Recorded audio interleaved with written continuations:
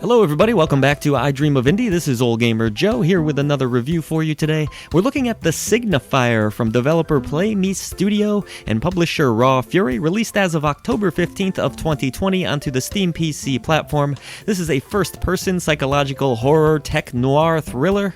The game will also be heading over to the PlayStation 4 and the Xbox One in 2021. No confirmed date there just yet. It's priced at $19.99. There is a deluxe edition of the game also available with a little bit of a discount currently that is $20.77, and it includes the soundtrack. Well, I can say the Signifier is certainly something different. I wasn't quite sure what I was getting into, but what I found was a pretty unique and innovative title that really has some cool ideas, even if it wasn't necessarily always my cup of tea. The Signifier puts you in control of Frederick Russell, a genius of sorts who has created an amazing brain scanner known as the Dreamwalker. When a very important figure from a massive tech corporation ends up dead, he's asked to use this device in order to explore the memories and try to piece together what exactly has happened.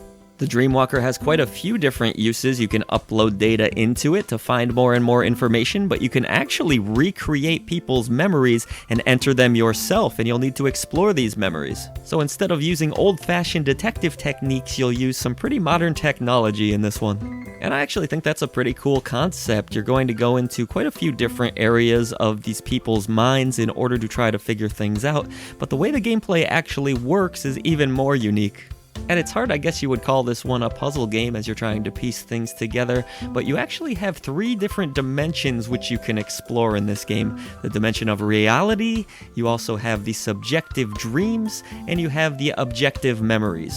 But a lot of what the gameplay actually comes down to is exploration, clicking on different areas of the rooms that you find yourself in, and hoping that it turns up a clue. Occasionally, you will come across a conversation or two in the Signifier as well, which can open up some branching paths and allows you to choose between different dialogue choices. But again, what really sets this game apart is all of the different dimension hopping you'll do between the different areas that you find yourself in. For example, at one point, if you can't figure out just exactly what to do next, you might find that you need to switch to the subjective state of a room to gather more and more clues, and sometimes these clues need to be pieced together. And I mean that quite literally. You may find an object floating in the air, you have to click on that object and then sort of mold it using the right stick until it takes the form of something that might be missing, or you need to place it in a certain area of that room.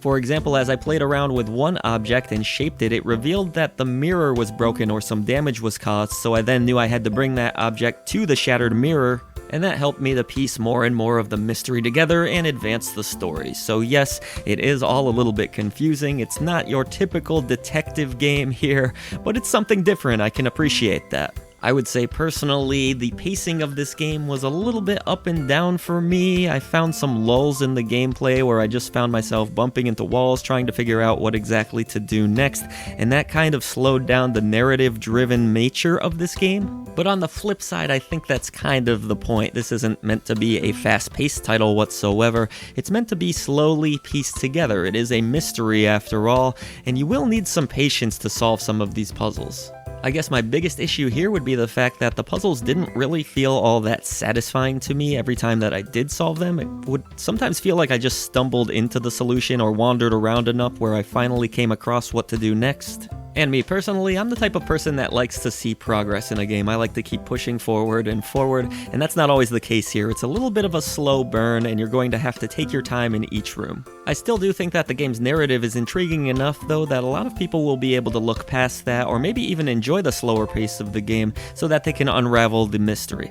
Graphically, I thought that the Signifier looked decent. I don't think it was an amazing looking game, but I will say some of the special effects are actually quite impressive. The environments you explore do look fairly nice. There's a good amount of detail that went into each environment, but your actual character model is nothing to write home about. Some of the textures felt a little bit lower than other textures, so it's a bit of a mixed bag. It's not a terrible looking game. The 3D environments are decent, but it didn't blow me away either. I would say the real strength of the presentation here in terms of of graphics would be those unique special effects and switching between the different dimensions. That's kind of neat. The Signifier does also feature some really nice sound design. There's actually not a ton of musical tracks in the game. You might stumble across a radio here or there that's playing some music, but you're in silence quite a bit and you're left to the atmosphere. There's different environmental sounds going on, shattering glass, that kind of thing. This is a game that has nice audio design. I could have used a little bit more music here or there, especially because they have a soundtrack for sale for this game, but the game does do a pretty good job of creating tension and atmosphere with its audio design despite that, and I think the voice acting is fairly decent here. I thought the main character was a little rough at times, but some of the other characters don't sound half bad. So on the whole, the visual and audio presentation are certainly unique, just like the rest of this game. Even though not every element of gameplay gelled with me in the Signifier, I think its strongest element was actually its atmosphere and the questions that it asked players. Has AI gone too far? Are we pushing technology to a point where it's starting to get scary? These are some of the questions the Signifier asks you, and I find that really interesting. I think its narrative is not half bad. There are some different multiple endings for you to explore as well. So yes, it is a short playthrough, but if you go back through and try to get all of the different information out of it, it can last you probably at least 3 playthroughs or so you might get 9 to 10 hours out of the title in total.